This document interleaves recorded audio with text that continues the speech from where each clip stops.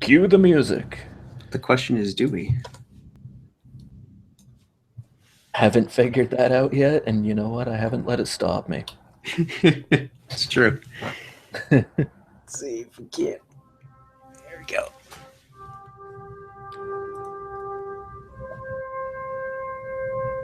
If we have anyone that's actually viewing this right now,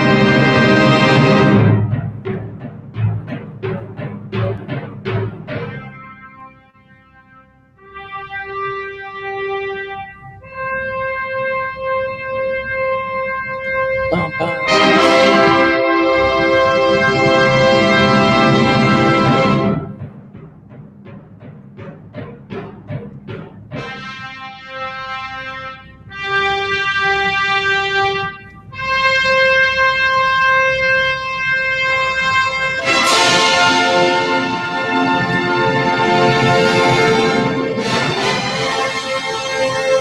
You really got the whole thing in there, didn't you? It's a whole minute something.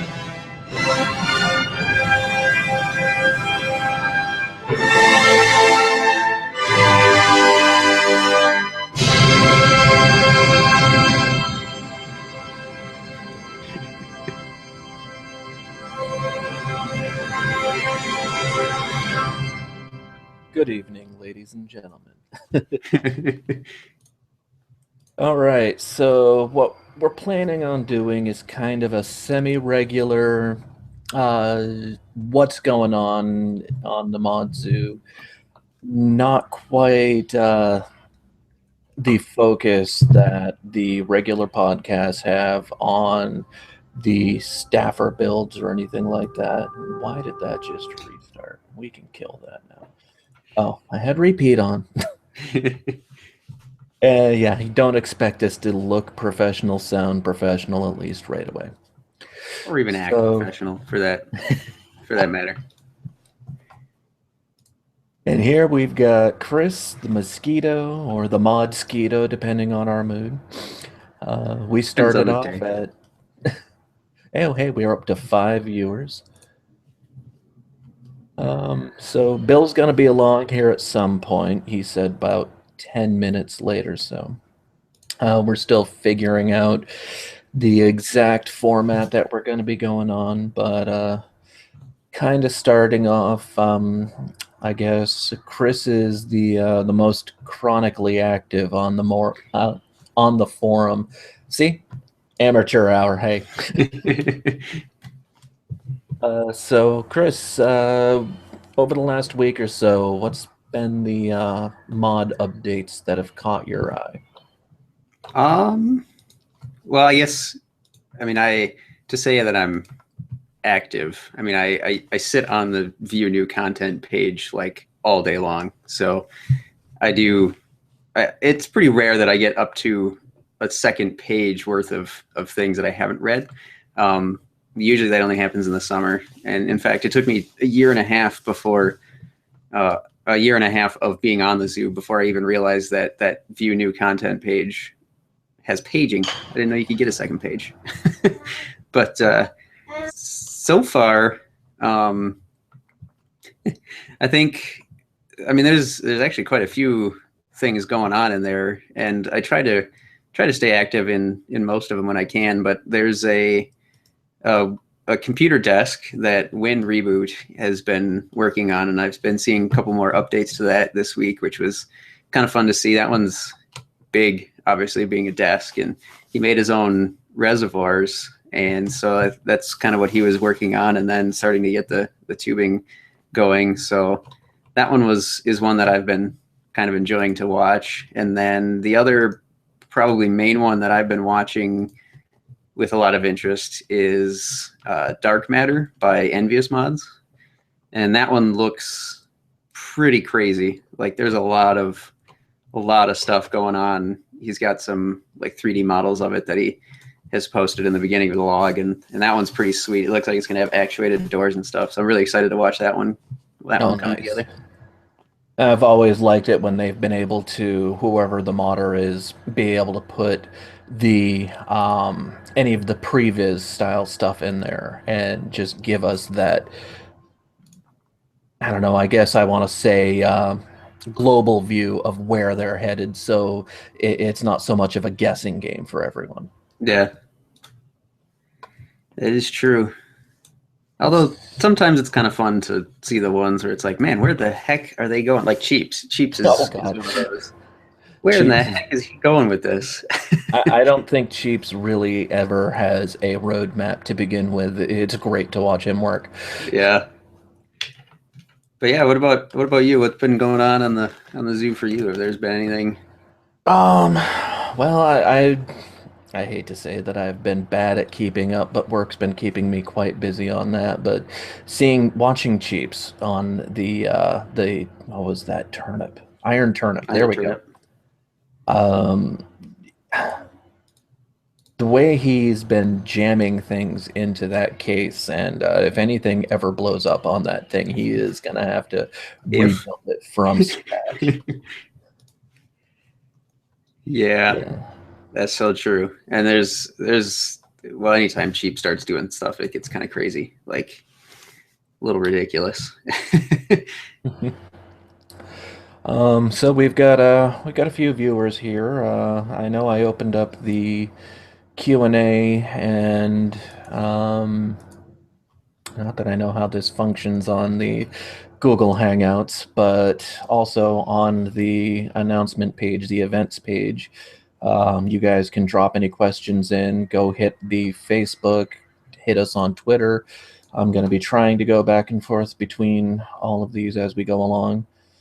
Give us Yeah, something to talk about. And I'll try and keep an eye on that too, but I make no promises. yeah, as we go along, we'll figure out our flow, get our patterns going, and maybe hire a couple of people to be production assistants at some point. Yeah, you can get paid what I get paid. Yeah, exactly. That is to say, good looks. Uh, That's right. I get we get paid by exposure. getting early access to things like T-shirts. Hey, yeah. uh, And the monkey army, myself. yeah. Let's see. What else do we have? I think we were talking about um, in the podcast. I guess I don't know if there's been much response to the podcast yet, but it sounds like we do intend to. Well, I guess I'm not really usually involved in that, but the guys usually doing the podcast are planning on trying to get more of a schedule down. We know we tried for a little while and then we had one and then about a year's gap. So it sounds like they're going to be trying to get that rolling here. So I think they're aiming for every month, but I mean, that's actually I think that's actually relatively quick. Like that's a pretty quick turnaround to be doing every Yeah. month. So I don't know. We'll see if that happens, but it'd be nice. If nothing else, like every month and a half or 2 months would probably be good too, especially if we can keep these things going, Oh, keep stuff in the absolutely. middle. Let's see, anybody? Yeah, I'm not seeing any comments or questions yet. Uh, Mute that. Every time I turn around, I'm opening a new copy of the stream, so I'm either going to choke my bandwidth out or we're going to start getting mad echoes. It's right. I had that problem too. I was like, wait, oh, hey, what's this do? Oh, wait, that's us. All right, Let's well, see. How do I events? oh, hey, there we go. That's what I was looking for. Got the events page. I'm going to go throw that out directly onto the Facebook. We can't get any more action from there.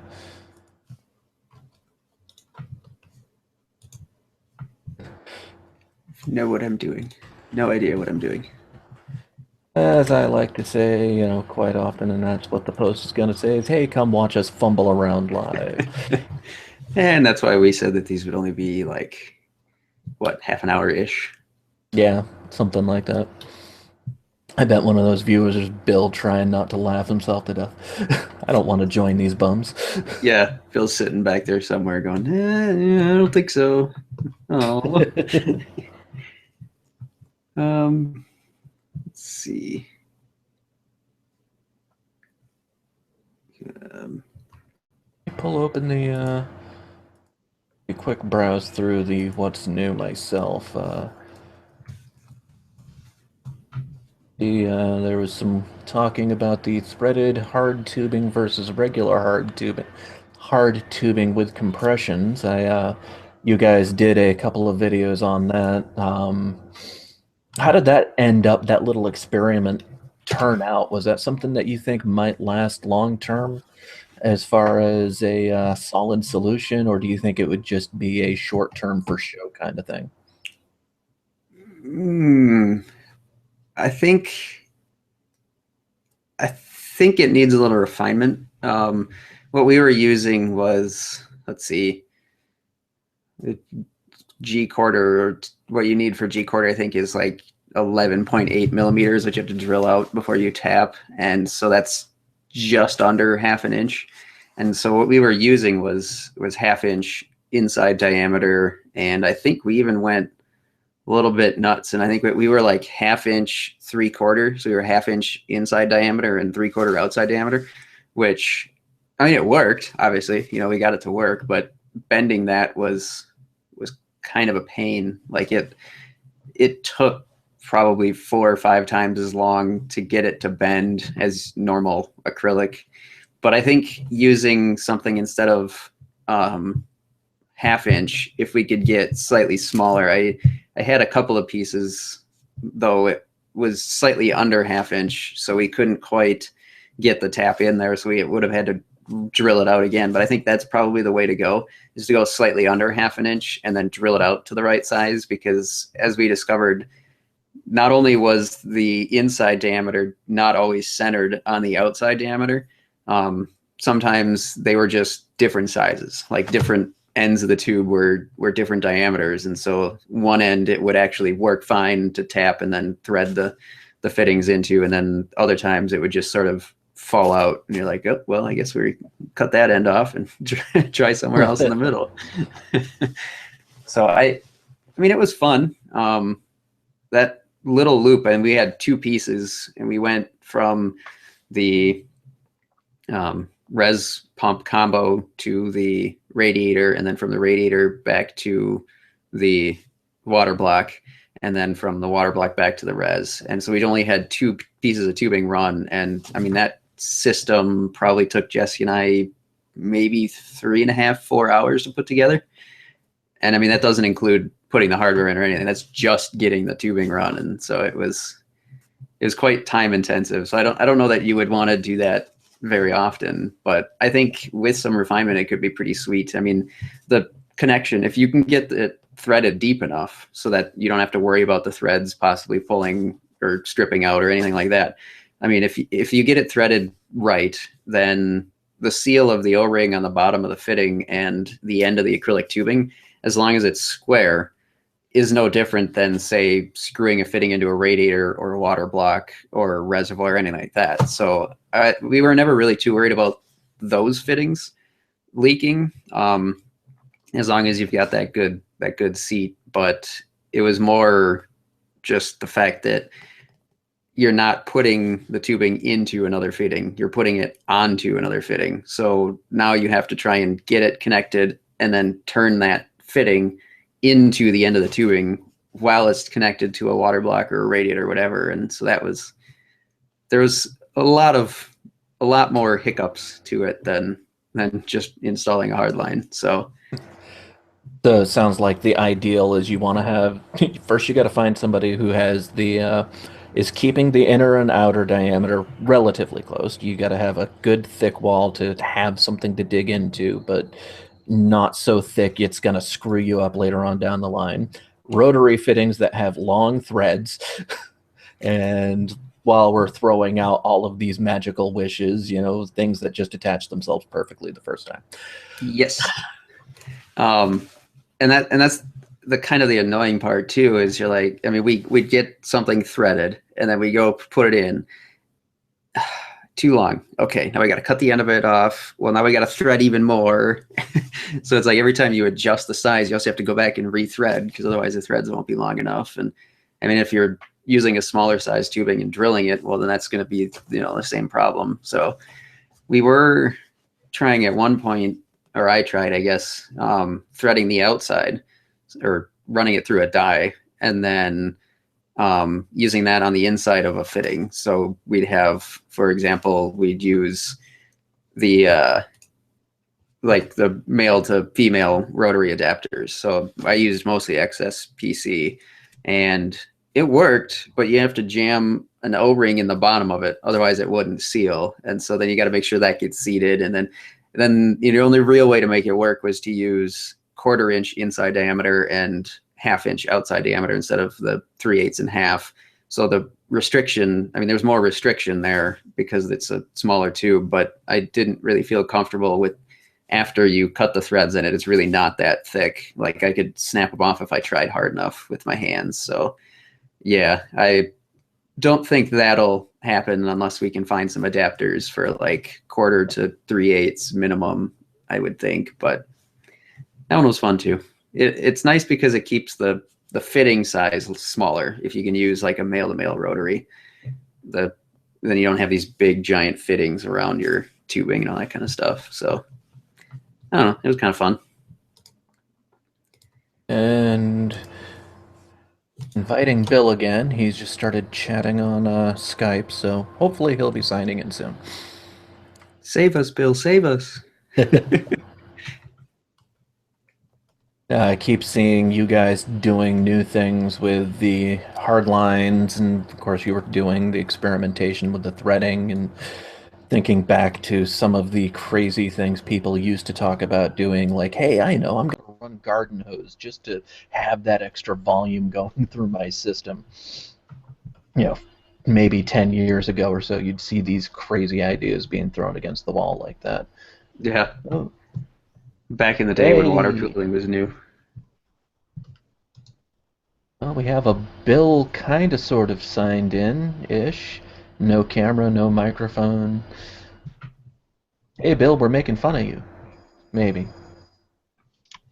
It all depends on whether or not he can hear us. If he can't, uh-oh. Well, it's a good thing we do these tests.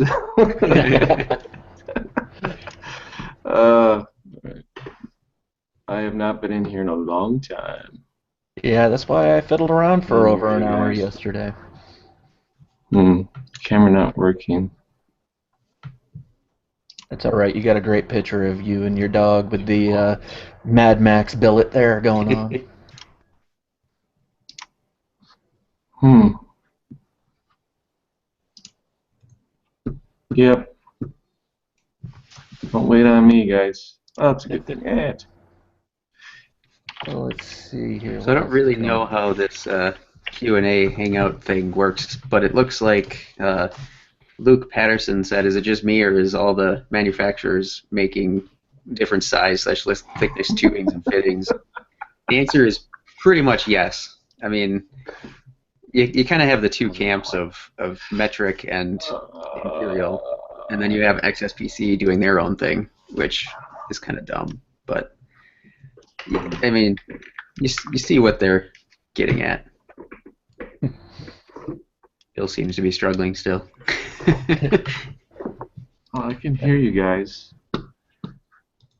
And we can hear you thumping around over there. Yeah, but my camera's not wanting to work for some reason. Is it? Well, you look good. You guys look great. Sweet. Don't let it fool you. It's the shirts. Our sweet monkey gear. Let's see if I can pan down and get a good view here going. There we are. Hey, there you go. The props to that go to Eel, Jeremy Eel Ambience. He was always the driving force behind the shirts. I think he always comes up with the designs and gets those made. And my understanding was at some point we were going to try and offer them for sale. I think we got to get a couple couple of things I can upgrade out of the way. It sounds like Kyle's poking around. Now I hear myself. Echo, echo, echo, echo. Oh, you missed the beginning, Bill. I figured out how to hook up a soundtrack and everything. Oh, you got actually we're gonna have a theme music play, like an intro? Well, the first thing that came to mind was also Spake Zarathustra, the 2001 theme. So, Or any 8-bit music sounds good too. yeah. So, like I said to you guys the other day, I was fiddling around hardcore, just messing around with the plugs on the computer and seeing what I could get going on. And for free, not so bad so far, but eventually I'll throw a little bit of money at getting some sort of mixing stuff going on here. Now, to go back to Luke's question, to the big thing is where most manufacturers, you got what's their locality, what are their measurements that they've got to deal with for the companies that they most commonly serve. They're not going to retool what they're doing just to add something to our small industry. They're just going to take what they're producing for their largest customers, and they're going to sell the same thing to us. Yeah, and I think that's kind of why you get, well, also their primary market too. So, for example, like Bits Power and EK, their primary markets are both over in Europe and the UK and all that area, and so most of what they sell is, actually, I think almost everything that they sell is in metric, and so you don't always get the the same kind of transfer between the two. Like I know Alpha Cool made fittings that can use, I think it's 13 millimeter or half inch, and so, or is it 12 half? Anyway, I can't remember. Anyway, the Alpha Cool fittings are supposed to, or not supposed to, they do. I've used them for both metric as well as imperial, and that those work. But I don't know how common those sizes are over there. So, like for example, 10 millimeter is a popular size for fittings and tubing, but over here in the U.S., at least, trying to find 10 millimeter copper tubing is really expensive because you never find it. Because why would you use metric? You have all these imperial sizes, so why not use those? So I think that's part of it too. So that's kind of the two sizes. I think it's 10 millimeter, and then we have half, 3/8 by half, and then it's like 10 millimeter, 12 millimeter, and then XSPC was like, hey, we should get into this, and then we'll make 14 millimeter tubing and fittings for that. Well, now nobody else makes tubing or fittings to match that, so either you're going to have to go all XSPC with your tubing and fittings, or none. Which that's stupidity. That's all that is. Yeah, and it's really too bad because I think those are probably not, well, having not actually used them, I guess they look like my favorite fittings out of all the ones that I've seen, because it's got the double O-ring push fitting as well as the single O-ring compression. So I mean, you get the best of both worlds, and they're not ginormous. So I was kind of disappointed when I saw that, and well, I guess I probably won't be getting those because I have a ton of PETG tubing that's all half inch, so that's not going to happen. Hey guys, let me try logging out and coming back so I get my camera to work. Hey, no problem. All right. We have Ramon Hoffman has asked 3/4 inch copper. Will it work? If you can find the right fittings, sure. I'm trying to think. I know Monsoon has fittings for 5/8 inch tubing, I believe, but I don't think I've seen anything for 3/4 inch. And honestly, even if you did, short of like drilling out your blocks and reservoirs and radiators, hey, we have a bill. Hey. Unless you were to drill them all out, you're still restricted by that G-quarter thread or that G-quarter port. So, I mean, going through the blocks and stuff wouldn't really change. It'd be mostly in between that would change. But I mean, sure, I know there's a lot of NPT threaded insert, like push insert fittings for copper tubing that would probably work, but that's not what your water blocks and radiators are all threaded in. So you'd have to go through and redo all of that, and I don't think I'd want to go that far. What was the question? I missed the question. 3/4 inch copper, will it work? Oh, I see. Who asked that? Ramon Hoffman? Raymond Hoffman? Oh, okay. Cool. Raymond, I think. While we're at it, just so anybody that's watching and listening understands why we started this is just a test. And it's been a while, but it's probably been at least a year since we've done a Hangout, or longer. 2 years. 2 years. Because the last time we did a Hangout is when I was building the bed frame, which was the first at your other house. year in our house, yeah, in our rental house. Oh, wait a minute. Our first semi kind of sort of maybe regular annual but not quite dust-off event. That was a dust-off event, yeah, that never quite got off the ground. The problem is we blew all the dust off of everything, but then we let it settle back on everything, so it didn't really matter. Yeah. So the plan is that to connect more with the Modzu fans and followers and members is to have a weekly hangout and take advantage of using, you know, these type of resources now that we have with social media to connect with everybody and give you a chance to show off what you're working on or ask questions directly to us versus trying to do it through forum posts or on Facebook where we may miss it. So like this is just kind of something you can plan on a weekly basis, and we're gonna we've already dedicated 4 p.m. Central Standard Time to do this because our headquarters is here in Minnesota, so everything's based on Central Time. And then what we'll do is there may be times we'll take breaks though. Is just every Sunday at this time you can count on at least finding us here. So you'll want to sign up with this page, be a follower already if you're not, so you get that notification. And we're going to have some type of format that we're going to create. It's going to be, we've agreed on 30 minutes so far, but realistically we'll probably run over that time period. And but we're going to have some type of format where it's going to be a topic for each hangout, and then towards the end we'll take some questions and then maybe bring in a guest. You know, so they're on camera. Well, you guys can all be on camera if there's room, but we're just going to try to keep the format on topic versus getting distracted with other things going on and stuff like that. So that's basically the plan. We haven't set a dedicated schedule yet on a calendar, but what do you guys think? Should we start next Sunday officially? That should work for me. Okay. Yeah. If anything comes up to prevent that, we'll definitely let you know. It looks like we've got our first actual Q&A question here. Do either one of you guys know if Cooler Master had that kinetic cooler at CES again? Or if not, does anyone know what happened to the Cooler Master kinetic cooler?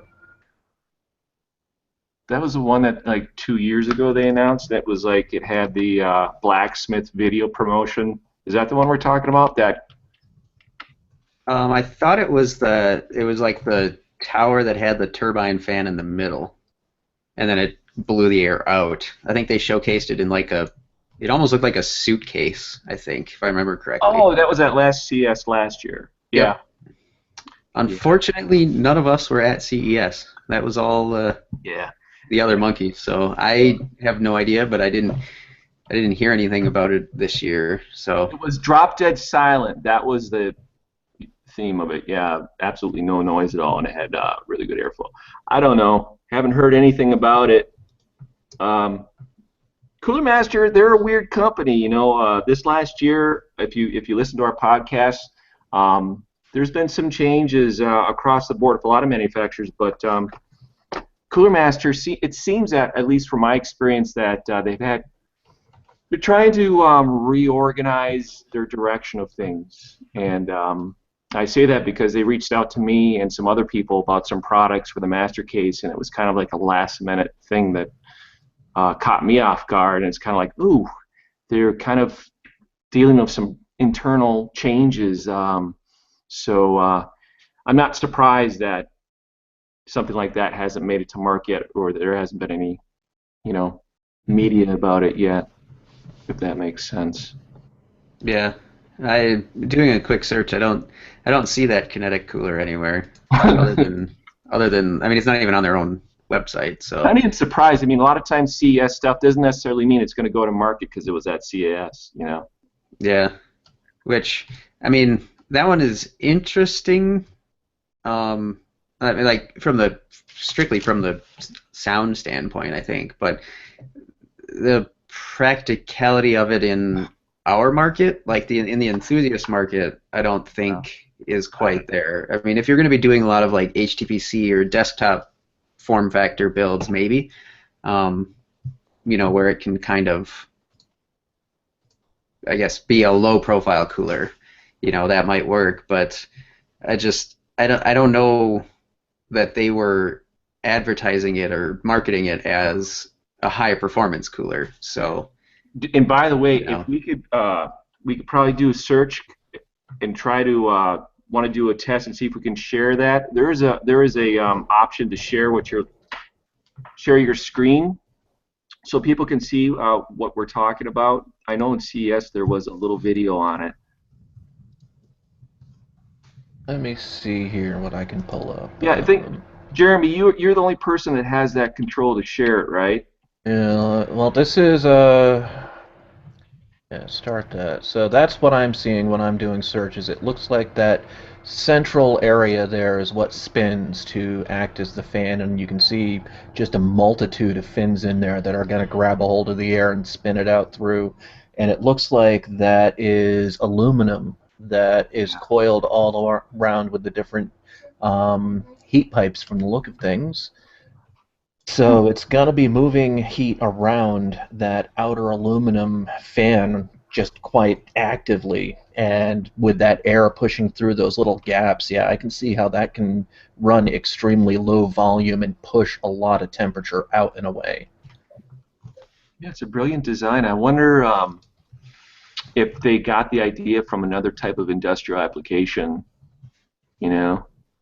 I'm guessing that it's probably more aimed at enterprise, like in the low profile server, like the Yeah. 1U, well, probably not 1U, but like 2U or maybe 3U, where you have like a server room with 6,000 80 millimeter fans just blowing so much air and so loud. When I Yeah. worked at IBM, I walked into one of their lab machines. They weren't even mostly servers; they were mostly just used for like testing and whatnot. And it's just like you open the door and it's just, Yeah. jeez. Yeah. But Oh yeah. Huh. Well, that's like part of the drive with Liquid Cool Solutions in Rochester, Minnesota, is with submerged cooling that there's no more noise, and you can also control the environment temperatures much easier too with that versus relying on fans and air conditioning in the data center. You know, I don't know. I don't know what those guys are up to right now. They were doing some radical change with their blade servers. They were gonna try to do cascade cooling on their blade servers. So when I was there, they were making a prototype that looked basically like a rack of shower heads on it. It's like, I don't know, guys. I don't know. I'm still admiring. Are those DVDs or books on the bookshelves behind you, Jeremy?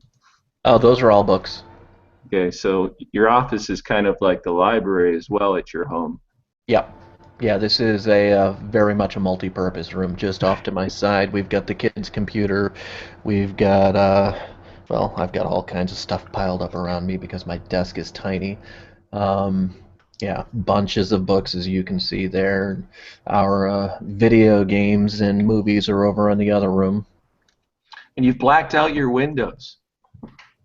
Yeah, nice heavy-duty. Those were Roman shades that started peeling. You can see up in the corner started peeling down. That's why we're going to be getting a little backdrop here for me for the Oh, I see. Cool. yeah. Oh, you get to get a And green screen too would be fun. I'm going all golf. That's cool. Okay, we've got another question here. Wow, Are the all these monkeys? questions already. This is great. Yeah. We got. Are the monkeys doing any new innovation builds this year? So, Bill, do you have anything that you've got that's going to be blowing everyone's doors open? Innovation builds. Um, Innovation builds or products? I mean, I'm more of product guy. Innovative builds. I don't know. Hmm. Can you be a little bit more specific about that question? What do you mean exactly by that? Come on, Custom new Ramon. builds or? I This wonder is if from Ramon, who is also, he said on Twitter, he's our Billy Guns. Oh yeah, yeah, Ramon. Yeah, he's Dream PC. keeping busy too. He's always doing projects. He's a Fantex fan. By the way, that reminds me, and you'll like this, Ramon. Jeremy, the guy with the beard here, we also call him Droog. That's his nickname for Droognar. Is he's going to throughout these hangouts, he's going to show us updates of his Fantex Lux build that he's doing, and he's doing his first hardline PTG liquid cooling loop in it. He's never done it before, and he's going to give us updates throughout these hangout sessions in the future. I've got the case actually in my station wagon so I can ship it out this week, and Drew can now become a part of the Fantex family. So. All right, just do me a favor and make sure all the parts are there and not stuck under your seat this time. That's right. That's right, man. You got my 600T. I forgot about that. By way of me. I bought it from Bill with a side That's window. right. And then I was like, hey, since you needed the side window back since I hadn't used it yet, so I gave it back. And then instead of waiting for another one, I was like, hey, what about a 280 radiator grill for my server? So then I bought the solid side panel, and I think it was missing like the top mesh or something like that. And then I was like, well, I haven't used this in years. Like it was 2 years, I think I bought it, and then I just didn't use it. And then I think then Jeremy bought it, and I had you ship it because it was easier. And then Jeremy got it, and he was like, yeah, I'll just have to buy the front mesh. I was like, I am positive that's there because I had to buy it. And all of a sudden Bill finds it under the seat of his car. I was Oh, like, yeah. how long ago was that? Like, and how long did I find? Like 9 months later or something. Yeah. Oh man, so many cases. It's hard to keep track of them all. That's right. But back to his question, innovations. I don't know. Nothing strikes me. I don't know. You know, sometimes when you do a new project, you can create or stumble upon an innovation that you never planned. You know, just because there's a special application that you need to address. That's kind of what I was thinking too. Is like it's not really one of those things where you set out and go, okay, I'm going to come up with the next big thing. At least not when I'm modding. It's just kind of like all of a sudden you like, hey, that's a cool idea. I'm going to see what happens if I try this. And then the next thing you know, you're like, okay, that was pretty sweet. Like my idea for visible contrast, which is the one that has the LCD panel on the side panel that's transparent. That idea, my wife and I were at Dave and Buster's, which is like basically a grown-up, it has to be like arcade games and all that kind of stuff. And I watched past this one game where you were supposed to try and like pop these bubbles or something, and there was this transparent touch screen, and I was like sitting there looking at it. I'm like, this is really cool. I bet I could do something like that in the side of a computer case. So that's where that came from. I mean, it's just That like, was hey, a sweet project, man.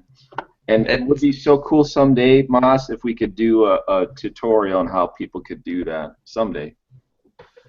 I might have to come up with a better way of doing it, because the way I did it with, I used the 3M 4010 tape to basically hold it in place, and I'm worried that at some point may start to like get warmer, and like when it gets warm or something, I'm worried that the adhesives might start it gets gooey.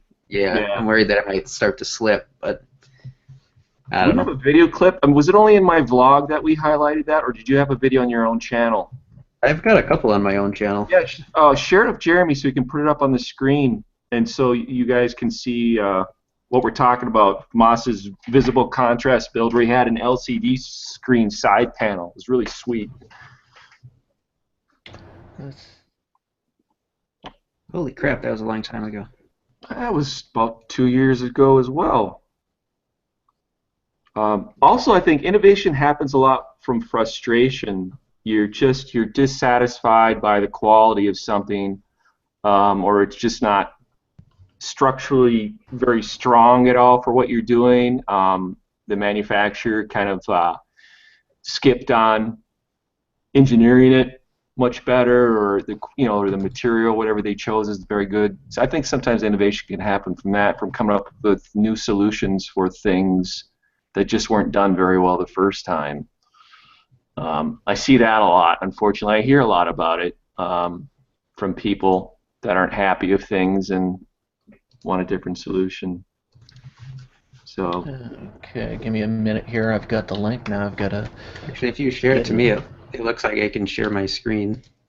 oh, okay, cool. I don't know There how. it is. There you go. That is his side panel. I have a bunch of different pictures and stuff. There's an aquarium. Or what? And Now, the there we recently I saw there was somebody who took kind of sort of this idea. Instead of pulling the panel completely off from the diffuser the way that Chris did, he removed the bezel from the monitor and he built it into a box with a two-way mirror over it. And so he's got a mirror now that's being powered by a Raspberry Pi that Mm. gives him weather updates and has Mm. little Like a heads-up affirmations that display. show up. Yeah, That's awesome. I would love to do something like that.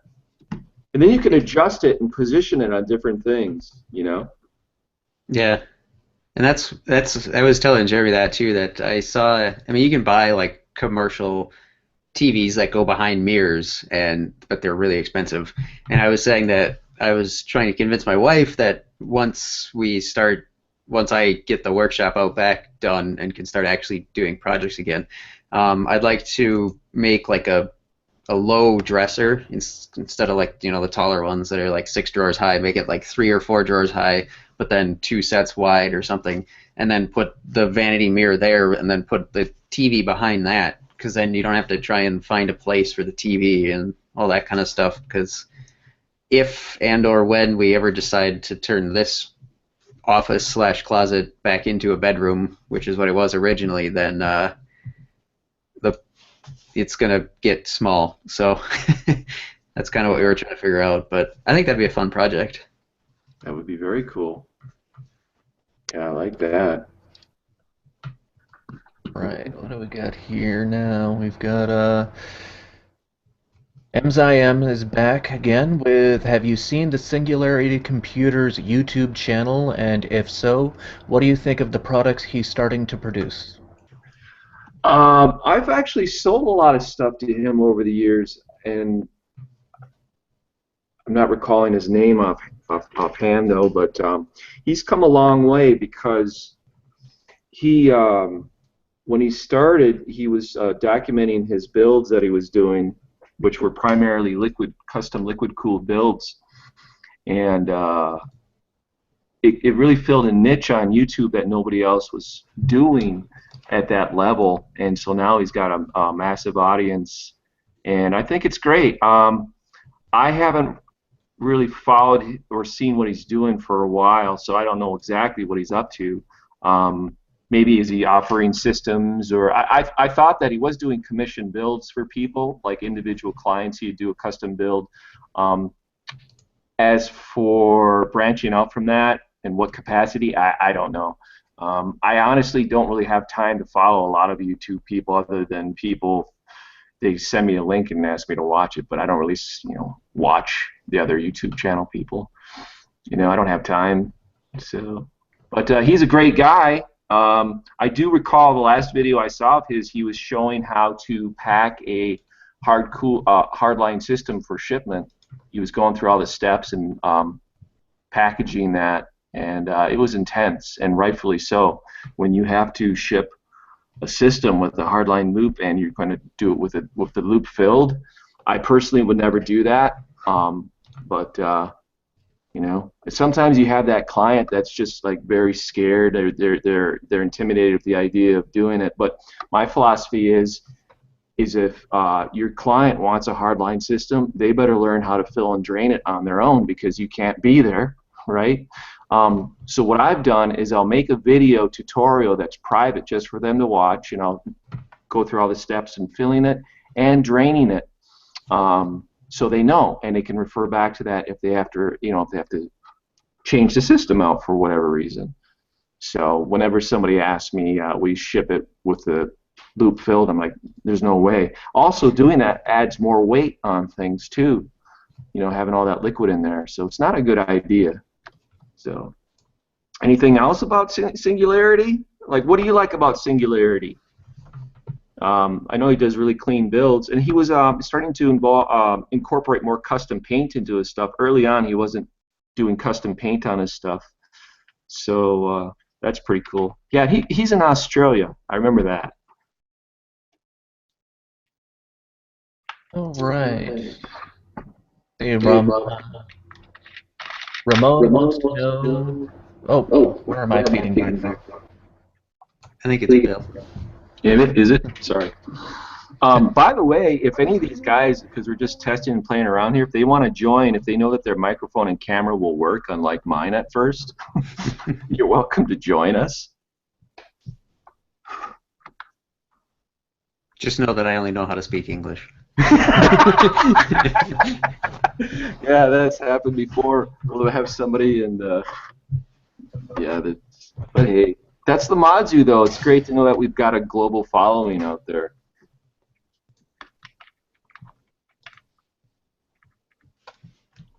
Let's see. Right. Hey guys, what is the option to share something on your screen? Where is that? If you go over to your left, the slide out, it's Okay. second from the top. Oh, okay.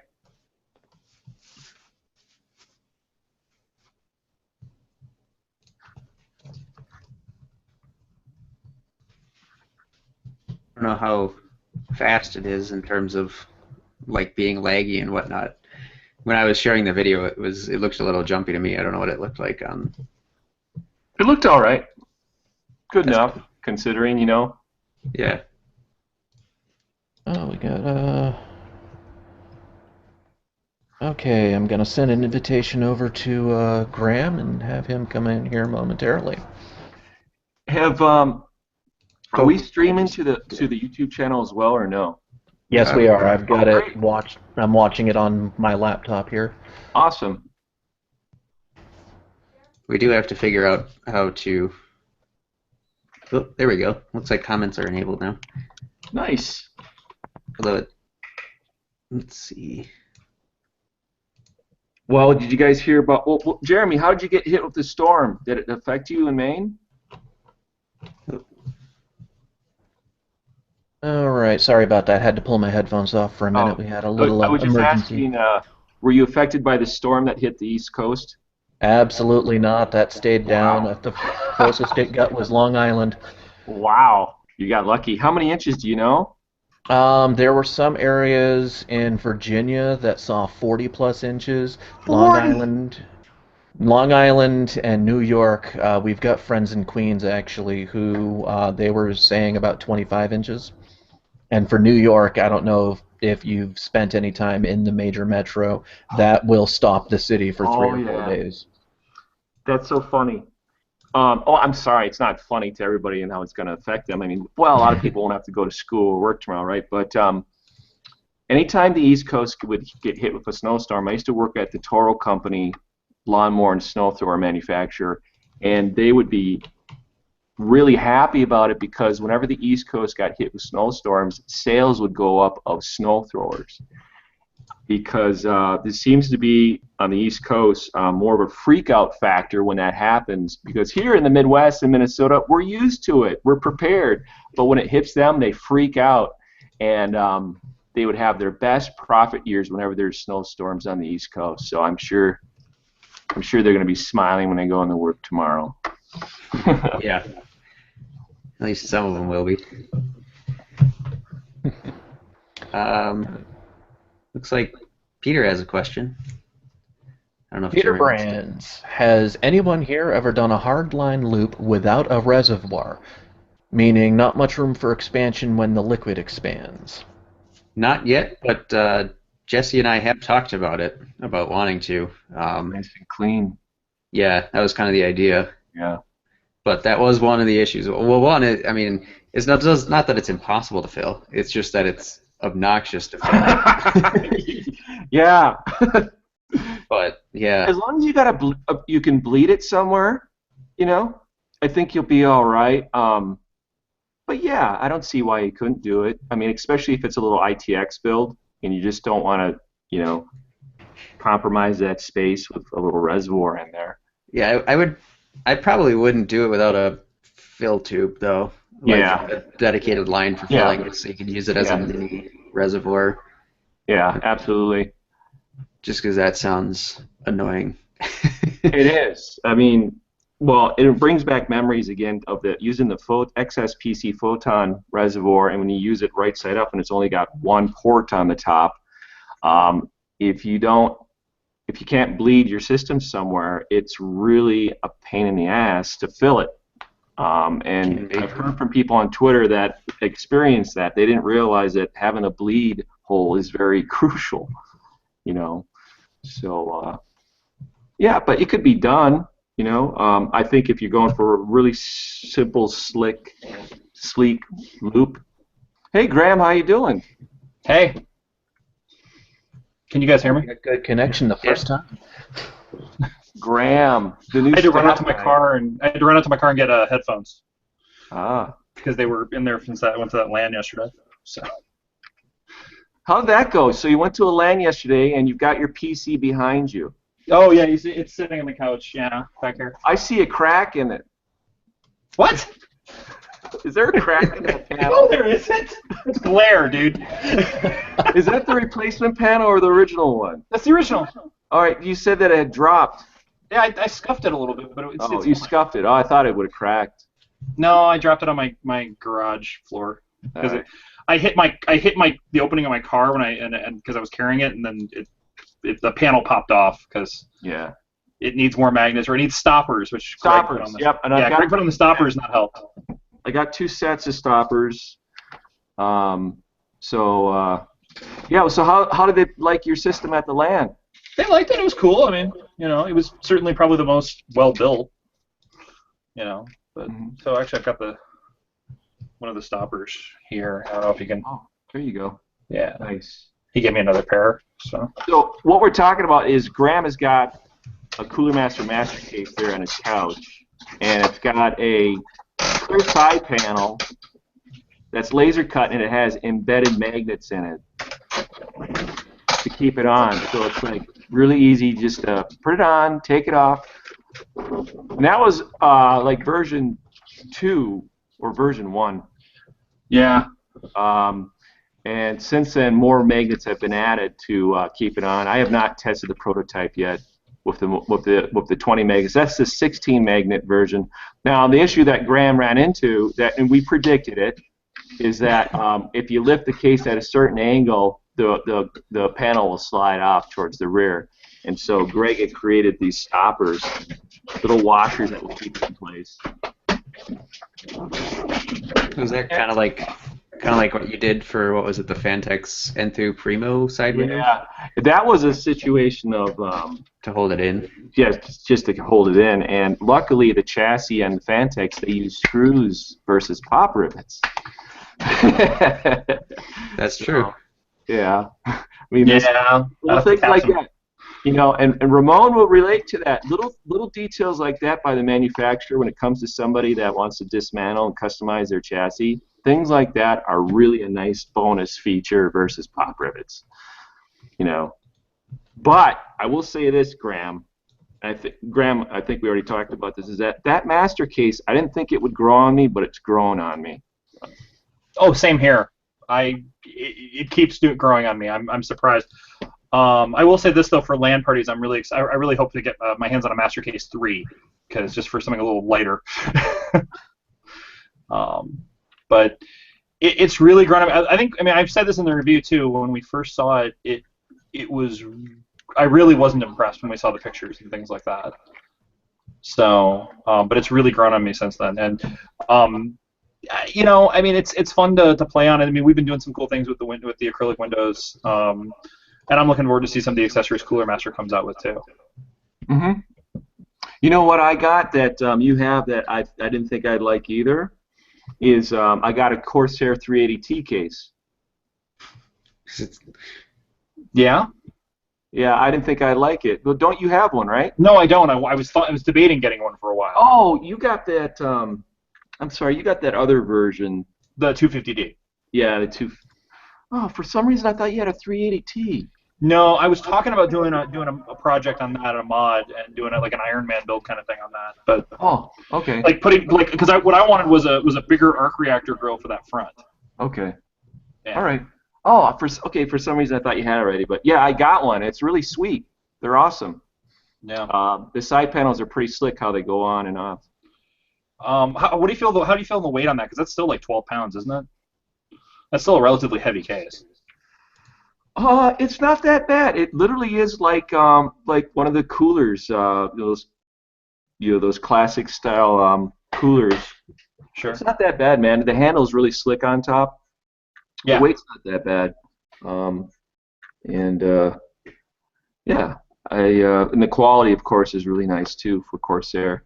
Did you just get the black one? Yeah, I got the black one. Hold on, I gotta turn my heater off. Yeah, no problem.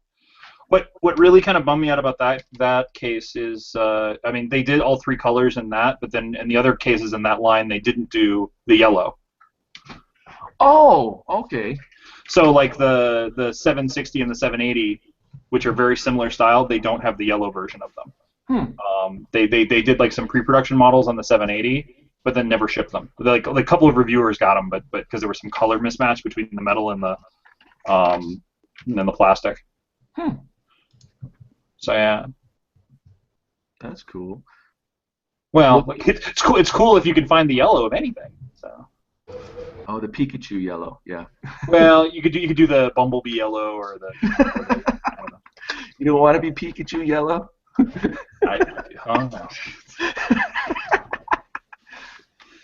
Okay, now I'm back. Had to run off because one of our cats broke a mirror. Oh, great! This wasn't a black cat, too. That's what I was wondering.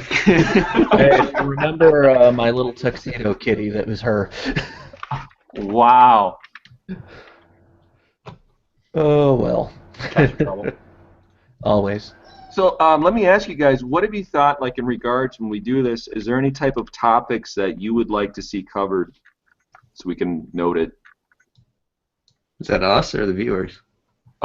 Anybody. Maybe you guys, maybe you've already thought, like, well, what would I like to see us do, you know? Graham, is there something that you would like us to talk about in a future topic? Damn it, the teacher called me. Crap. I mean, certainly seeing whatever he's up to. I mean, because the podcast is so infrequent. Yeah. You don't necessarily know what's. I mean, like I even posted a question on there before I jumped in the chat. Like, what's going on with that Star Trek build that I see in the background? Well, I'm waiting for him to send me all the hardware. And what happens is, you know, that classic chasing the curve of technology changing. You know, like I want to build the latest and greatest build, and I have no idea what that's like at all. No idea. Yeah, so I think that's where that stands, because he wanted to do a tri-SLI in it, and he just hasn't got back to me yet with which hardware he's going to go for, and I'm sure the motherboard's going to dictate that too, you know. So that's what happens sometimes. You get into that, especially after CES, and you see all the new stuff that's coming out. That it happens, you know, you're chasing the technology wave, you know, or trying to ride on it, and you know, so I will say this though, it's got it's going to have all Coolant's liquid components in it. Those have already been received, all blocks, everything, and it's going to look great, you know. Yeah, I was gonna say he didn't. It wasn't a situation where he bought, oh, I don't know, like some what was it, 680 hydros, and then decided oh crap, I can't actually find the blocks for those. There's no blocks that exist for these. And then, okay, well, hey, we'll design our own blocks, back plates, everything, which will take a obscene amount of time. And then, oh, well, let's just, by that time, the new cards will be out, so let's just go for those. So, yeah. Oh, and then we got to wait for those blocks to come out since nobody has any yet, because the cards with you new. I know, it's tricky. It can actually be kind of a seasonal thing, you know, if you're not careful. You know, like, oh, if we just wait another 2 or 3 months. Yeah. All right, grabbing another quick question here. We got Luke Patterson wondering if this is going to get recorded and placed on the ZooTube. And the answer is, if I remember correctly, when we're done being on air, it's going to ask me if I want to archive this, which is what we did the last time. And that's my plan, is every one of these will get posted up, and you guys can go back and rewatch them for whatever strange kind of self-torture reasons that you have. Yeah. Whatever. Yep, you can use it as blackmail towards me too. I said something on the Hangout, and then you didn't do it later. Here at minute 4:28, Bill said that he would do this, and yeah. Yeah, and I see another one. So we want to see live chat, and that's part of what we're trying to accomplish by kind of doing this one, is to work out some of those kinks. So we'll try and get it so that we can figure out what it is we're doing. Because I see on the YouTube that, one, there's no live chat, and the comments are also disabled. It's weird because we go in, at least when I go in to edit, it says that live chat is enabled, but it's not. So we got to figure that out. But that's and weird. I think we might need to put a Snapchat box up somewhere or something like that, and figure out how to tie everything together. Could also do like Twitter questions using a certain hashtag or something like that. Oh, come on, don't make me have to Oh my split my gosh. attention any Okay, I'll further. shut up. And annoy all of our Twitter followers with this dialogue going on. Okay, fine. Just tweet at dumpster. We are going to eventually be using Skype, Ramon. I think I figured out a way to tie the audio together, but I don't yet have a way of getting video from one shared over to the other. We're going to focus mostly on the Google Hangouts, however, at this point. At some time in the future, I'm going to be testing out with these guys doing the Skype crossover audio and see if it's going to be something that we can work in to an actual flow later on down the line.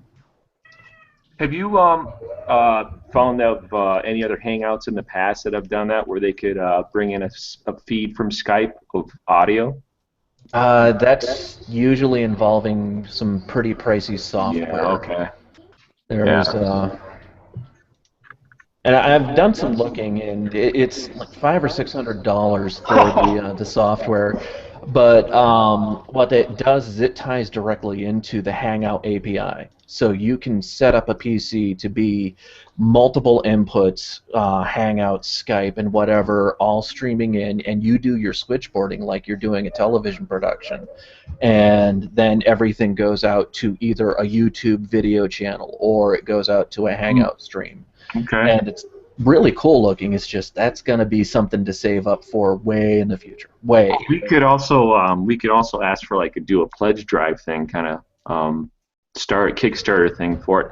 After we've done this for a while and we start getting more participants and a larger audience, we can bring up that idea. If you guys really like this, would you like to help invest in making it better so it can be even better content for you? You know, so that could be an option. Yeah, and that's one of the things that you got those sites like Patreon and whatever. That's pretty much exactly what most of the people will use it for, is, hey, you know, feed my ability to buy the hardware that I need. Mm-hmm. Yeah, make it better quality. Absolutely. You know, Sennheiser mics aren't cheap. You know. Oh yeah, no. There's a lot of the you can tell the podcasters that have started doing those upgrades when they move from the USB fed microphones over to the microphones that go into an actual mixing board. Oh And yeah. then they're feeding the mixing board and whatever. Yeah. So let me ask again, anybody else there that's watching and listening, what type of topics would you like us to share in future Hangouts? What we'll do is we'll start the Hangout discussing a particular topic, and then the last portion, maybe the last 10 minutes of the Hangout, is that we'll take just Q&A stuff, or we'll have a guest come on, or somebody to show off their system, or maybe one of these guys to show off a build. And also, you may have missed it, Graham, but periodically Jeremy's going to show updates of his Fantex Lux build that he'll be working on. Yep, I caught that. Yeah, I'm looking forward to that. I'll get to show off any third-degree burns that I picked up from bending the tubes. Hoorah! Do you have a heat gun? I'll be picking one up. eBay. We do have one, but it doesn't have a plate on it, as far as we know. Got to get a good look on it to see if it's got a mount for a plate on it, or if it had one of the wire racks that you sat it on. But my wife picked it up secondhand for paint stripping, and so at that point, it didn't seem to need the rack or the plate. Mine, I actually don't have one on mine either. I picked up, it's like the second cheapest one at Menards. And it's just the gun style with the handle, and there's no like mount, like Bill's has the plate that holds it at a whatever. But mine, there's like the little crossbar on the back of it, and then a little thing on the handle so you can set it on the table. But then usually what I do is I take one of those twin screw clamps and I just clamp the handle so that way it's a little bit more stable. Makes it a little obnoxious to turn on and off, but it actually works pretty well for me. I mean, so if you have one, there's not really a reason why you need to go out and run and get a different one. But Hurry, the auction's going to end soon here. How much time we got?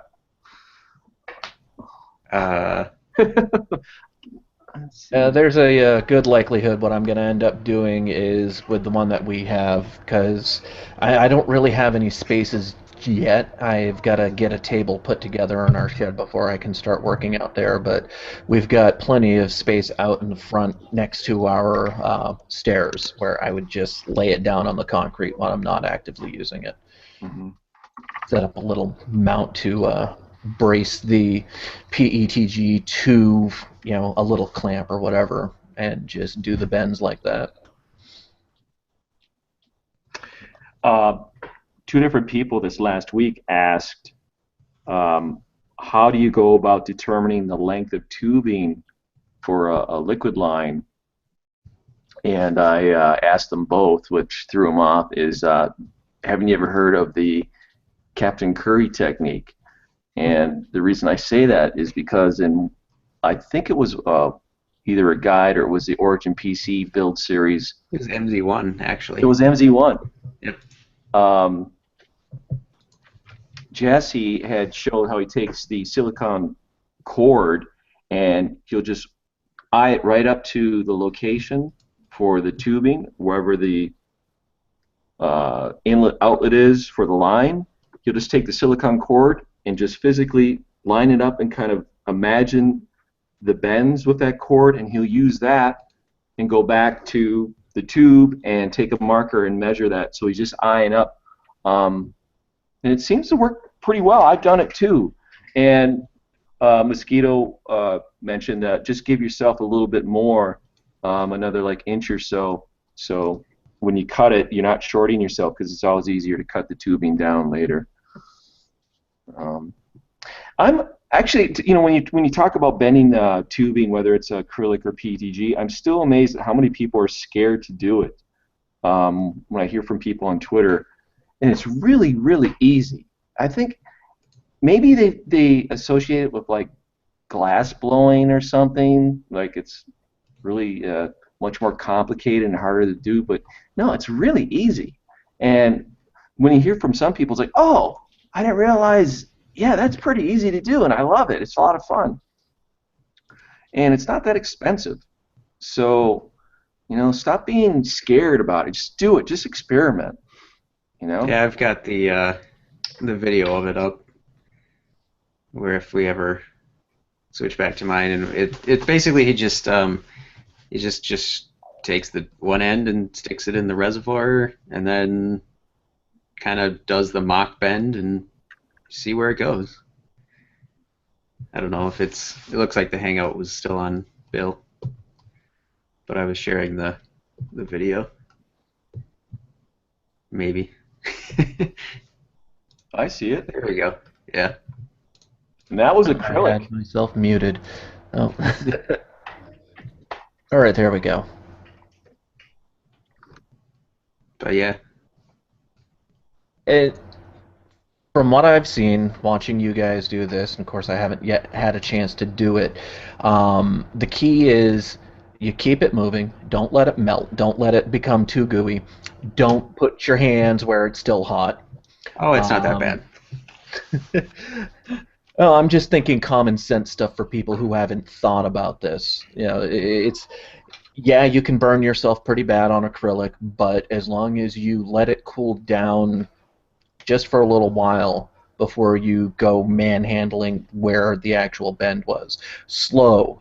You don't rush anything, because if you grab a hold of a freshly hot surface like that, yeah, you're going to get a good burn, but if you move with care, it's just like with soldering. If you move your hand slowly towards a hot soldering iron, you'll know that it's hot before you touch it. And so you just got to be careful. Yeah, don't feel rushed at all. Just experiment. You're not going to wreck anything. I mean, PTG is not that expensive. And I've heard from a lot of people that after they did it the first time, it's like, oh, I don't know what I was so scared of. It's pretty easy. It's just a matter of taking the time to figure out the technique. And you'll see why we use it so often.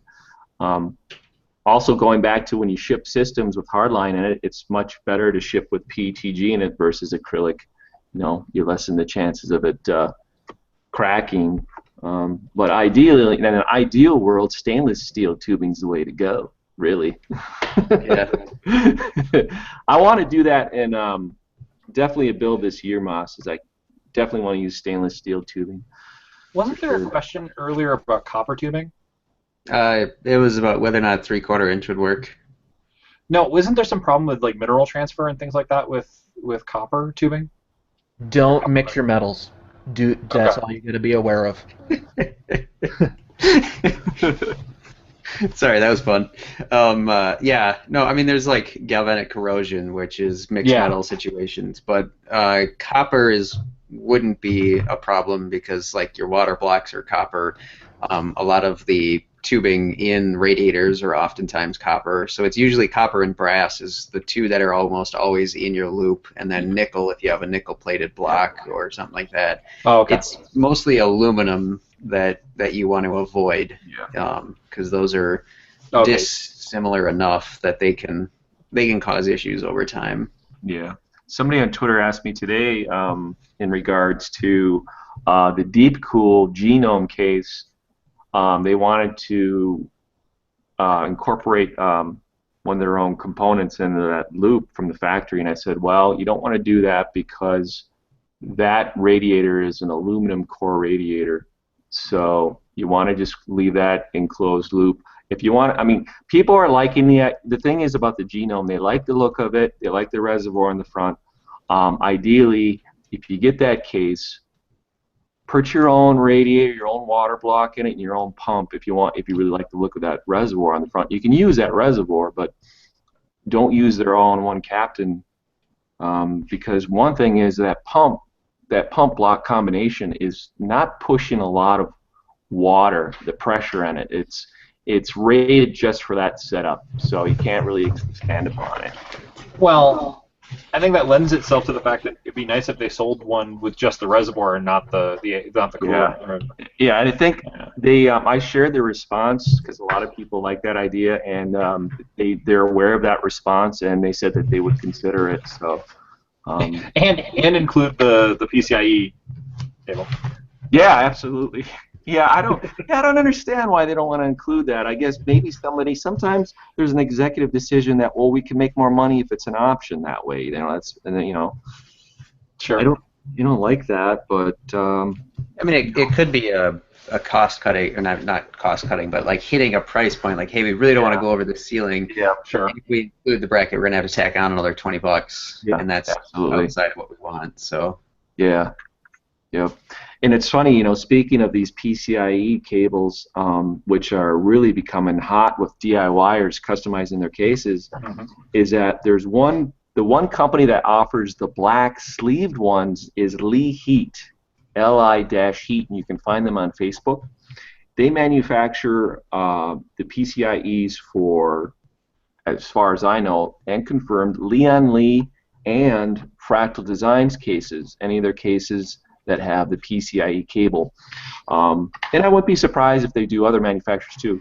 In any case, they are so overwhelmed. They said that the production, because you can buy their cables off eBay. They have listings on eBay for their PCIe cables.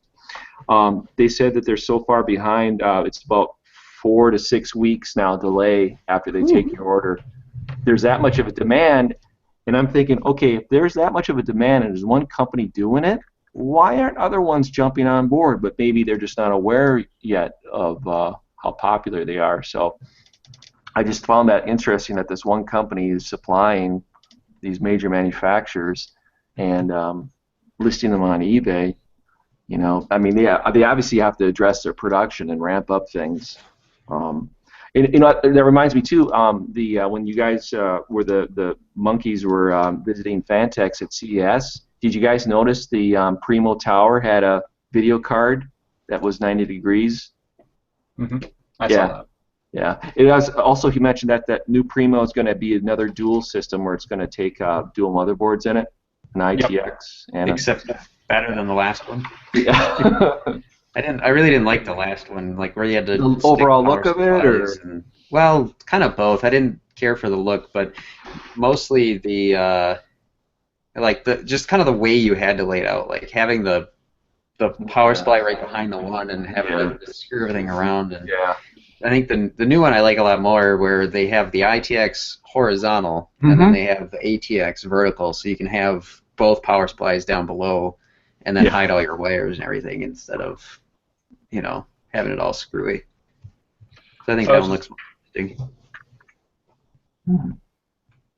Was that Graham? What do you got? A cat? Yeah, there's a cat on me. Yeah, mine's not breaking any mirrors, but you know, just causing. No, I was gonna say thermal take includes the riser cable in some of their cases, like that wall mount one. Yeah, they do. And it's black sleeve too. I was wondering, Moss, maybe you know this. Do you know like how much they sell that for, or who makes that, or? The case or the No, the cable, their PCIe riser cable. It depends on the length. I don't know who makes theirs, but like the Lee Heat ones that Bill was talking about are generally between $30 and $50, depending on the length.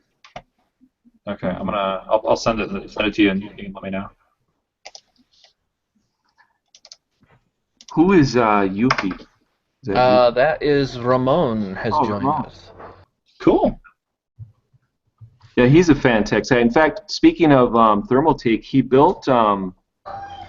He just recently finished one of those wall mount style Thermaltake. What is that again, Moss? What is that? I don't remember what the Thermaltake is. The glass has the glass front on it. Yeah, I don't remember what. Have one? I think Jesse has it. Oh, Jesse has it. Okay. Yeah. Well, we got a Thermaltake one. Yeah. Oh, didn't know that. Yeah, I can't remember what they call that one, but I thought one of the X's had the cable in there. That's why I was asking. But it does. Yeah, that one that has the glass front on it. It's all vertically. Yeah, it's like No, I meant one of the ones Moss. I thought one of the ones Moss had reviewed. Okay. Oh yeah, I had a Leon Lee, the PC05S. Oh, okay. That one had one in it, but that one looks the same as the one that you linked to, the Thermaltake one. So I would guess it's probably the same thing. Okay. Yeah, So it's probably just a Lee Heat then. I would bet on it, because if they're supplying Fractal Design and Leon Lee, I would imagine so. I could be wrong, but You know, I would be surprised if Thermaltake probably sells those separately.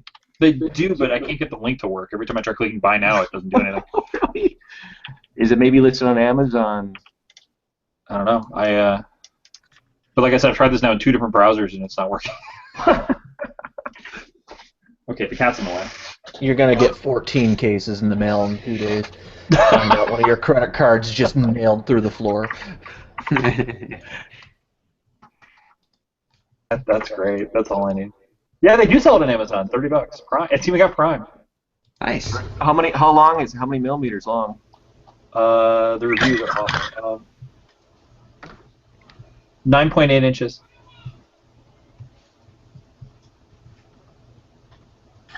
Did you hear that? Yep. Oh. Yeah. Lee Heat's prices are really good. If you go to on eBay and you just enter in black PCI-E cable, the Lee Heat ones will come up. But then again, Hello, Ramon. I didn't realize about the weight until actually I ordered one, and then they came back and told me, and I was like, all right, if it's taking that long, you need to put that in your listing on eBay. Probably a good idea. All right, fellas.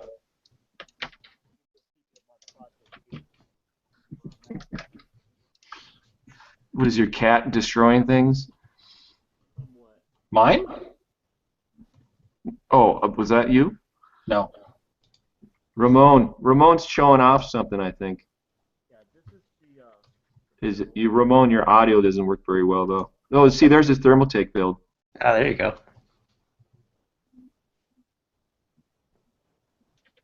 How do I? Well, I suppose I can manually pull him up. Okay, there we go. Talking with it muted. I like those ring lights. Yeah, those are the. Oh, he had an issue with one of those. The one of them didn't work, and we were on Twitter. He expressing the disappointed about that. Pretty sure they took care of him though. I went directly to an office in China, or I don't know where it was.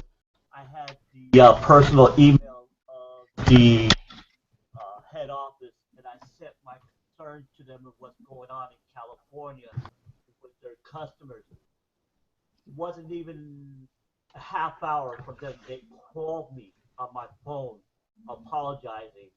And That was nice. yeah, not even a half hour after passed. That's cool. I don't know who the person I spoke to over there, but she was a young lady, and not even a half hour after I sent her that email, they called me apologizing. They sent me an extra fan. They also sent me a letter of if I ever need anything, that to please feel free to contact the supervisor. That it was a mistake on his air. Yeah, that's cool. The power of social media, Ramon. Yeah. He blocked me. I told her that he's been blocking people due to the fact that they've been talking to him in reference of problems that they're issuing, and when he says something, then he goes back on what he says, and that was bad PR for them. And I explained to her that he kind of makes the office in California look bad to the public. Yeah. It was really intense communication. You know, you weren't the first person to have that complaint, because one of the staff members, Greg, he had the same issue. He got one of those fans and it didn't work well. You know, it happens though. You know, new products. You know, that happens. But it was two of them. Oh, two of them? Yeah. It was a box of three. And the funny thing was, I hooked them up after I did the mod, and they lit up, they started turning, and then they just stopped. I mean, all together, it just stopped. And I was like, whoa, what's going on here? And it was working perfectly when I first started, and then it just stopped working. So then I sent the product back to them. They told me to send everything back, and they didn't even send me everything back. They didn't send me one of the controllers, so I only have one. So I had to make a splitter to run two fans on one line, which is not very good. But hey, we do what we got to do, Right. you know. But that was my very first actual experience with um, with a vendor like that. The other situation, which I must congratulate EVGA, their customer service has picked up dramatically. I had a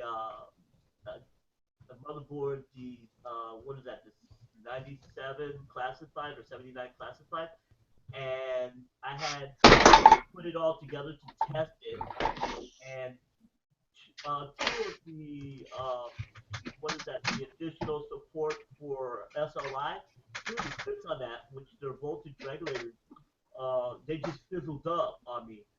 So I sent it back to RMA, and that gentleman, I think his name is Josh. Man, he took Jacob, care of me. maybe? Yeah, I think that's Jacob. Yeah, man, he took care of me, and I let me tell you something. This is what I got out of him right here. Nice. You got a Thank, nice thank upgrade. you. Yeah, absolutely. So I've got a lot of goodies coming in. I'm waiting on it. I just spent over $2,000 and a lot of extras. Uh, back plates. I needed two new back plates for the two Titans. I needed a whole bunch of stuff. So yesterday I was just shopping till my heart. Like It Christmas hurt. all over. Yeah, it hurts. So, I mean, I reach out to a lot of vendors and I show them all these products and they're all proud and they're all happy. And I tell them, listen, I advertise your product. And though I don't have a million followers like Jay Two Cents and a lot of these other people, but the people who follow me, and I mean, I get constant daily, and I answer them right away questions about water loops, and I give them my personal experience, and I tell them about products, and they ask about backup power supplies and stuff like that. So I'm constantly dealing with these people on a one-on-one basis, and I tell these vendors, and they just want to see the numbers, but they don't realize the numbers are not always what people look at. They actually look at the people who give them the recommendation, and they Yeah. don't see that. They really don't. In my opinion, they don't. I mean, how do they expect somebody to spread out what they have on a personal basis rather than going to a person who's been doing it for years when other people rely on people who are just doing it now and they're dealing with it that don't have any connections with any company that Right. don't have any benefit from it other than their personal experience. Right. And these are the things I've been trying to bring across to these vendors, and they don't seem to see it like that. They seem to see they want the outcome of people who have 600,000 followers or 400,000. I'm gonna get ready once I finish this build to do another build, but this is coming out of my pocket, and this is gonna be a giveaway. I'm actually gonna give away Waterloop PC, and it's gonna be out of my pocket, just to show these vendors that I don't need their money. I don't need their whatever it is that they want out of me. You know, I do it for the love. I do it because I really enjoy building and customizing and cutting and learning because that's what this is all about. It's about the love of building and working with your hands and taking something that a company built, you know, and it wasn't designed to do that and make it work, you know. Yeah. Yeah, that's modding, man. That's for sure. The thing is, too, Jacob is an exception. He's been in this. He's been with EVJ for several years, and I really respect him for that. Unfortunately, what happens in this industry is there's a large turnover of reps. You'll notice once you get to know one rep from a company, then they disappear. There's very few companies where it's usually the same guy. Fractal Design is another example of that. Josh Smith with Fractal Design, he's been with them for several years. It also says a lot about the company when a rep stays there, they're being treated well and they're getting compensated well for their work.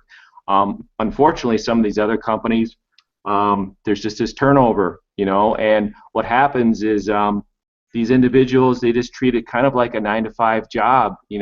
They go in, do what they have to do, where there's other people that actually feel that they're personally invested into the brand. You know, an individual like Jacob or Josh Smith, when you think of those guys, right away you think of EVGA Fractal Design. So they have to really you know, stand behind the product, you know, because it means a lot. Because if the product looks bad, then they kind of look bad too, and they realize that. So, I you did know. I did a lot of research, and I looked at their past going back from 2010, 2011. They had a really bad rap. I mean, a lot of people posted a lot of horrible things about EVGA and their product, how they RMA their product, and they had, you know, issues. It came back, and it came back the same. So from 2000, and I found from 2012 on that their RMA response back changed dramatically. Mhm. Everybody was giving them a positive return Mhm. as far as comment. So something before 2012 was inherently wrong over Mhm. there. It could be the infrastructure, somebody that was in charge there making the decisions, and they got rid of him or her. You know, that happens. I mean, look at this. I'm pretty sure everybody heard of this situation with Mayhem and J2 says, you know, with the pastel liquid cooling. They were quick to jump. I mean, the gentleman is no longer handling the Twitter account. Mick, we know Mick. We've had him actually on our podcast. If you go back to the Modzu archives, we've had Right. Mick. I've known Mick for years. I'll let you finish. Keep going. Yeah, because I mean, I followed that to the end, and I mean, he just literally bashed Jay. I saw a lot of the stuff that he posted on Facebook. I saw a lot of stuff. I mean, he was just posting everywhere without going on one. I mean, I don't know what was the backdoor of the situation between the two of them, other than what the two were slinging back and forth. But then I guess Jay realized that he had to tone it down, not only for business purposes, but for the public, because then the public was starting to turn on Mayhem, which in turn would bring back repercussions to him because Yeah. they were starting to attack Mayhem now because Yeah. a lot of his followers are loyal to him. You know, I'm loyal to everybody who give me the same respect. You know, I mean, Right. if I give you my respect, my undesired respect, what you do and your ability, you know, I'm not in the business and have been doing it for eon years, like a lot of you. And when I see products and innovations that you make, and some of the other gentlemen like that screen, I was blown away when I saw that screen. I mean, I have to give you kudos. I watched that video like 4 or 5 times. I couldn't believe it was astronomical. And it was just that right there just put a super smile on me because to me, that is true money. I mean, taking aspect of electronic and incorporating it into something that nobody in the world would have ever thought of doing. That right there was genius. And I definitely have to give you the genius double thumbs up, buddy. That's Mosquito. That's Mosquito, the guy in the green shirt. You know, The that guy in his closet with the really nice chair. yeah, I see him to my left. And, I mean, I saw his last one that he did, that little antique box. That thing was gorgeous. I believe that was for your wife. I believe that was for your wife, wasn't it? That, He's gonna show it to you. yeah, I love that thing. I mean, that is how he squeezed all that into that case was phenomenal, and it just came out just phenomenal. It looked like it was just born like that. Yeah, And he loves antique furniture, and he loves woodworking. That's his passion too. Mosquito loves wood crafting and woodworking, and he incorporated those two elements together, and that's got the hard line in it too. yeah, yeah, absolutely. He did an astronomical job. Mm. And now, earlier you were mentioning that he's going to do his first waterbend. What I did on this case that I showed you of, that was my first attempt. Okay, I have never done tube bending. Now I'm going to show you, and I want the people to see when you get tubing, it doesn't happen right away. You cannot be scared. I went through so many bends. I mean, Yeah, it happens, man. Pictures goes up, but you don't throw them away. You save No. them because but Yeah. I mean, it was Yeah, we trial. all have that. It was trial there, and I had an astronomical ball doing it. Right. And I'm Yeah, looking man. forward to this next one. I mean, this next one's gonna have a lot of connection. I'm putting two D5 pumps in there. Nice. I'm just stuffing it. I put a 480 rad, which the top wasn't designed to hold a 480. I put a 360 in the front, which it ain't designed to hold a 360 in the front. I mean, this thing is just fully stuffed. And when I get done, the colors on it is from House of Colors. Ooh, nice. It has a metallic. Let me see. I don't know if you're able to see it with my lighting here. If you can see it there, see all the nice work on that. It took me hours of buffing and work on that right there. Then once I get done with the mock up and then everything comes apart again and we start doing the inside sanding and getting the inside painted and everything, then we start putting together. So we still have ways to go. I mean, I hold a full-time job in the daytime, so I'm on this until like 2, 3 in the morning every day. You know? Wow. I like Where do you get all that energy from, Ramon? my friend, no free advertisement, but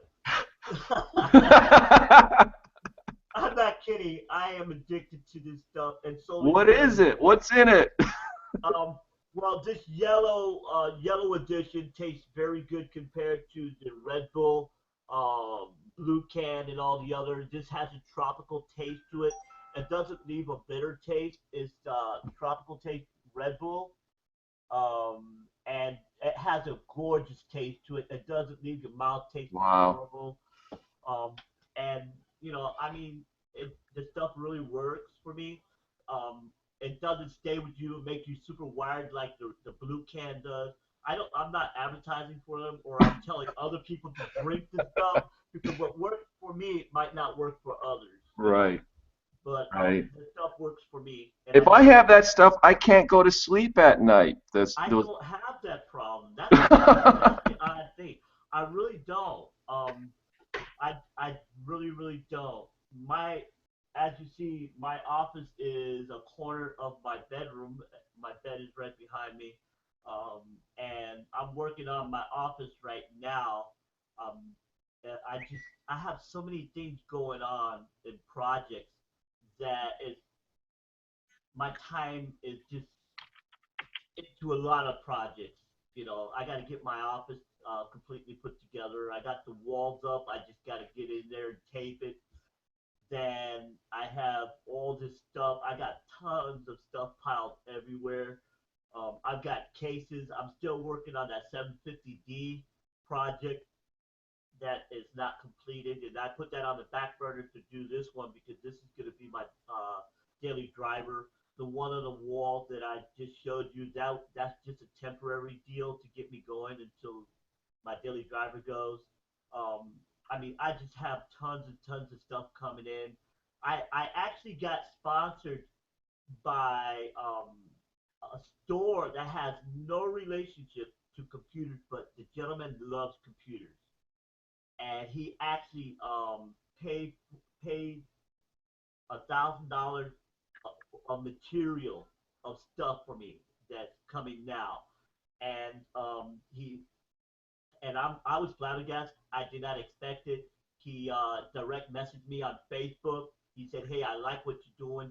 I want to give you stuff so you can make content. And in between the content, could you please mention my store, who's sponsored?" And I don't have a problem. A store that has nothing to do with computers sponsored me. Nice. So, you know, Awesome, man. I mean, I'm a little disappointed with the other vendors, but it's the way, it's a start. Oh, it will happen. Look, I'm gonna tell you something straight up, and everybody that's been sponsored, it happens all the time. You won't hear back from sponsors when you request. Don't take it personal. All right? No. The only Yeah. one I took personal was NGXT because they kind of put me in a shoe like if I was just the little crumbs on the ground. you know. And yeah, the letter that they sent back, I saved it, and I emailed back respectfully, and I explained to him, I said, I understand I don't have the million followers that you're looking for, but I am also a human being. I also have feelings. I truly appreciate you, returning the correspondence that going back, but due to in the near future, if you ever feel once you see my stuff out in the public and you have a change of feeling, I am more willing to work with you. Also, Ramon, take into account too. Sometimes that individual that may have been their feelings as a representative of the company. Um, if you don't get response from a company, try again in a few months. Yeah. And sometimes you may reach somebody else there because they do have some of these companies have several different reps working for them. So never give up. Always keep a positive attitude and just never take it personal when they don't get back to you because all of us here and anybody that's going to, from the forum and that, there's been times that we've reached out, we haven't heard anything back, and then take it personal. It's just don't take it personal. That's part of the business. What happened too is that there's so many people out there asking, like we are as well, that they get overwhelmed with so many requests. So. Yeah, that I understand, and I related that to MZXT. I related to him, and I told him with all respect, I said I understand, and maybe in the near future, once I produce enough product and a heavier follower, because that's what they're looking for, a more heavier follower. They're looking for people who have a bigger audience, and that's what they directed back to me, and I respect that. But it didn't deter me. I still buy my products. I still pay for them all. EK loves the stuff I do every time I show him the stuff and some of my builds and stuff. But EK most unfortunately said that they can't help, which I respect that. Anybody who tells me that they can't help, but I enjoy what I do again, and if it costs me a fortune, that's maybe it. As long as I can afford it, I will continue. And if somebody likes my product, great. Yeah. So, well, thanks, man, and thanks for joining us.